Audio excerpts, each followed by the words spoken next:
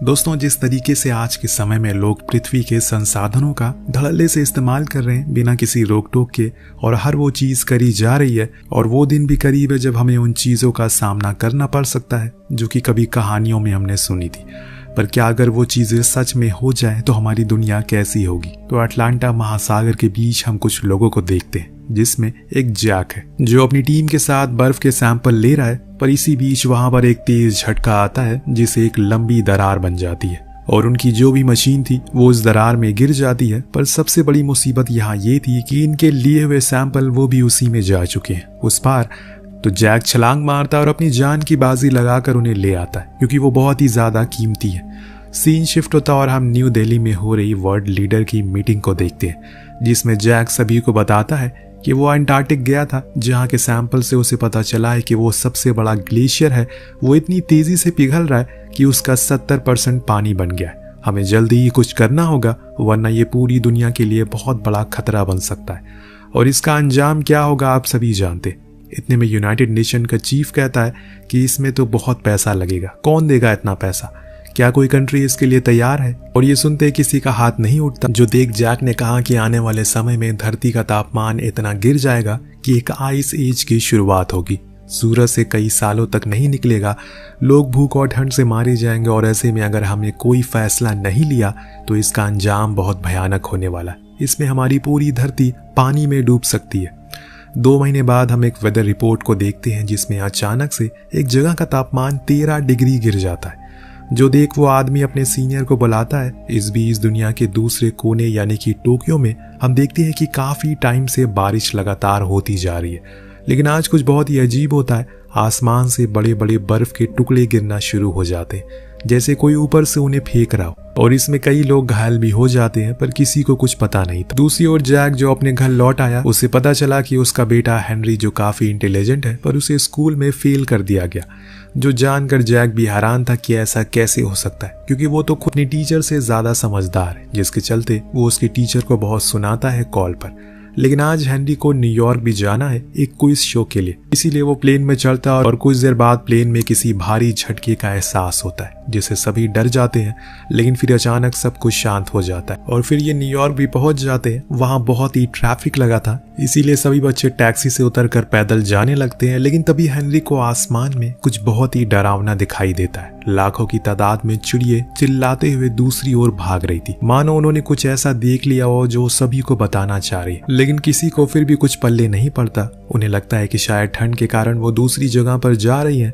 खैर, अब ये अपने कंपटीशन के लिए चले जाते हैं। शो को शुरू किया जाता है। उधर हम एक और सीनियर प्रोफेसर को देखते हैं, जो उस जगह पर पहुंचते हैं जहां से उन्हें उसे आदमी ने कॉल किया था, जिसने सबसे पहले उस गिरते हुए तापमान को देखा था।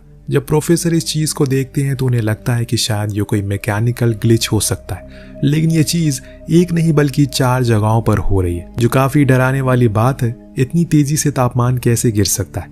उधर न्यूयॉर्क में मौसम लगातार बिगड़ता जा रहा है। तेज तूफान के साथ अब भारी तूफान आने की भी संभावना बढ़ सकती है। वहीं प्रोफेसर फौरन जैक को कॉल करते हैं, क्योंकि उस दिन दिल्ली में हुई मीटिंग में वो सभी शामिल थे।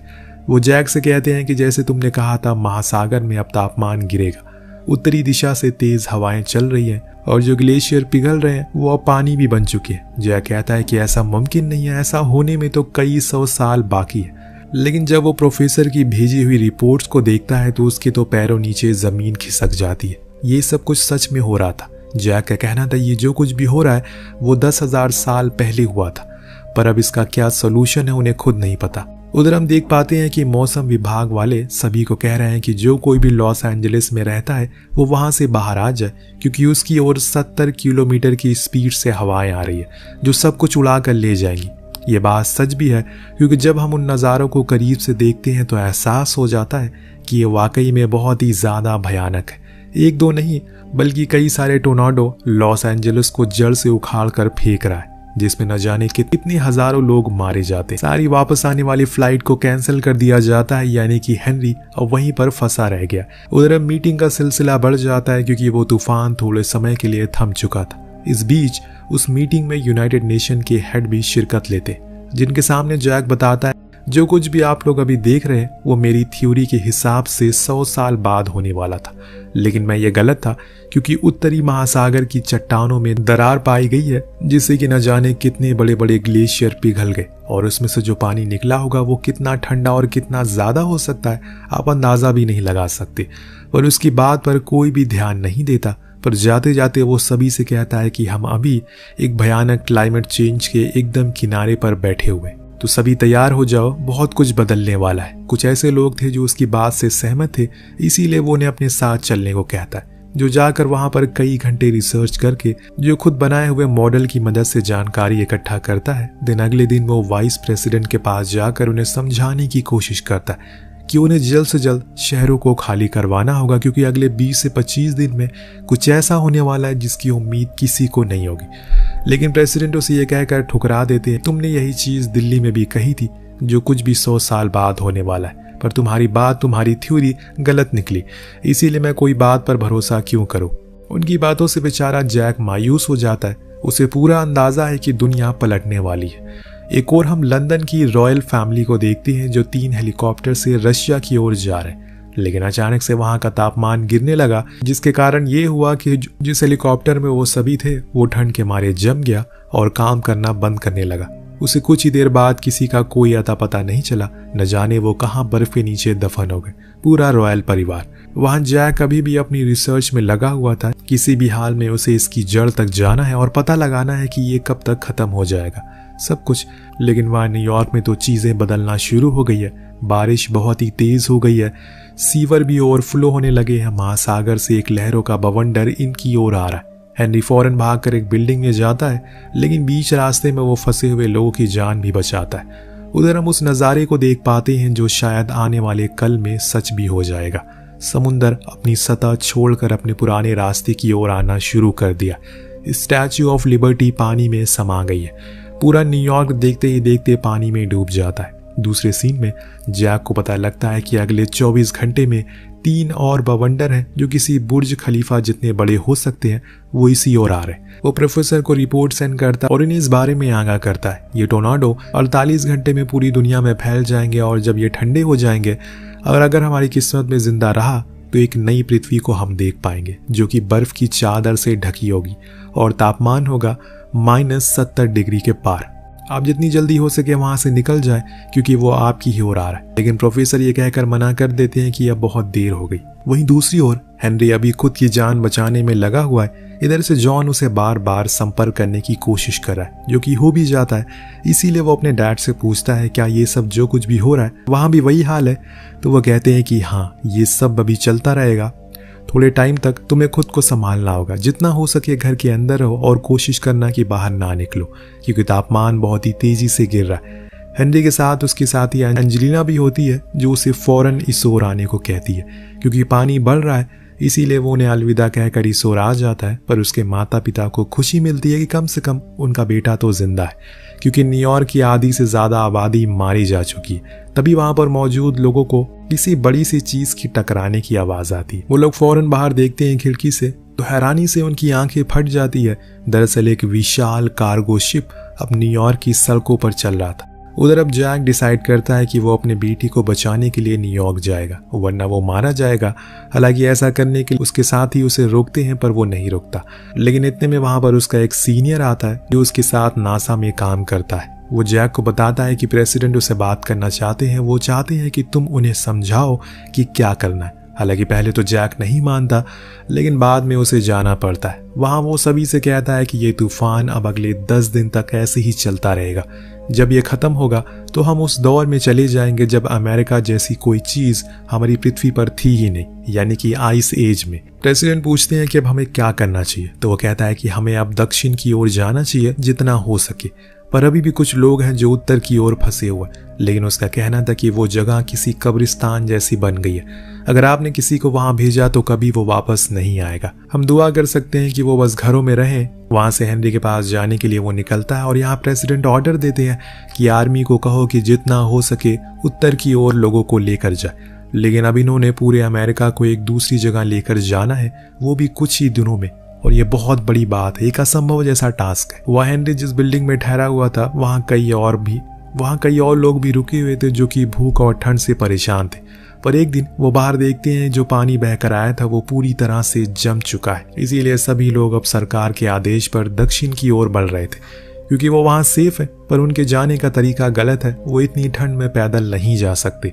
ये बात हेनरी वहाँ मौजूद सभी लोगों से भी कहता है। सभी उनके साथ जाने लगते हैं, लेकिन हेनरी अपने दोस्तों के साथ वहीं रुकता है, क्योंकि उसके पिता ने कहा था कि वो भी आएंगे। वो जितनी देर घर में रहेंगे उसके लिए उतना ही बेहतर। इसीलिए वो लोग किताबों को जलाकर थोड़ा शांति लेते हैं और इंतजार करते हैं। मगर उसका दोस्त सैम उससे कहता है कि तुम्हारे डैड नहीं आने वाले, क्योंकि उत्तरी एरिया पूरी तरीके से बर्बाद हो चुका है। पूरा लॉस वेगस 15 फीट बर्फ के नीचे है, कैसे आएंगे? लेकिन हेनरी को यकीन था कि वो जरूर आएंगे, इसीलिए वो उसी उम्मीद में रहता है। इधर हेनरी अपनी पुरानी टीम को लेकर निकल जाता है, क्योंकि उन सभी को पता है कि ऐसी बर्फीली जगहों पर कैसे जिंदा रह सकते हैं। लेकिन रोड्स पर कई फीट मोटी बर्फ जमी है, जिसके कारण इनकी कार वहां फंस जाती है और निकलने का नाम ही नहीं लेती। और इसी वजह से वो लोग उसे छोड़कर आगे पैदल ही बढ़ते। इन्होंने अपने शरीर को पूरी तरह से ढक रखा है, इसीलिए इन्हें कुछ भी दिखाई नहीं देता आगे क्या है। और इसके चलते जो सबसे पीछे बंदा चल रहा था वो एक शीशे पर पैर रख देता है, जो कि टूट जाता है और वो सभी उसके अंदर जाने लगते हैं, क्योंकि वो एक दूसरे से बंधे हुए थे। लेकिन जैक आखिरी समय पर हुक लगा देता है, जिसके कारण वो रुक जाते। लेकिन उन्हें अब अपना सारा सामान नीचे छोड़ना पड़ेगा,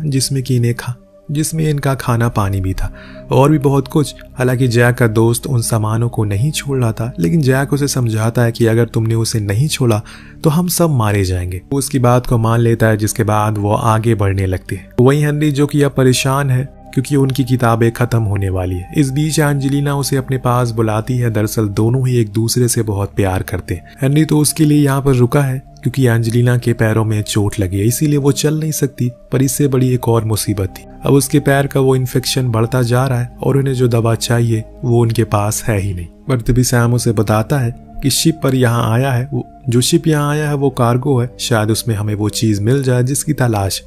ये लोग अपने आप को जितने भी कपड़े होते हैं उनसे पैक कर लेते हैं और फिर उस शिप पर पहुंचते हैं। लेकिन जब लौट रहे होते हैं तो इनके ऊपर 2 भेड़िए हमला करते हैं, जो कि जू से बाहर आ गए थे। वो इन पर हमला तो करते हैं, जिसमें इनका एक दोस्त घायल हो जाता है। इसीलिए ये लोग उसे घसीट कर जैसे तैसे लेकर अंदर आते हैं। इस बीच हम पृथ्वी के बाहर कुछ एस्ट्रोनॉट को देखते हैं, जो बाहर से इस तूफान को देखते हैं तो उनके लिए किसी भयानक सपने से कम नहीं था। पूरी पृथ्वी बर्फ की चादर से ढक चुकी थी। जैक के सारे साथी मारे जा चुके हैं सिवाय उसके। लेकिन अब ये आगे नहीं जाएंगे क्योंकि अभी तूफान पूरे उफान पर है। इसीलिए वो वहीं कैंप लगा लेते हैं और आराम करते हैं। जब 2 दिन बाद तूफान थोड़ा शांत होता है तो ये बाहर निकलते हैं। जब उस नज़ारे को देखते हैं तो आश्चर्यचकित हो जाते हैं, क्योंकि वो जगह किसी बर्फ के शहर जैसी हो गई।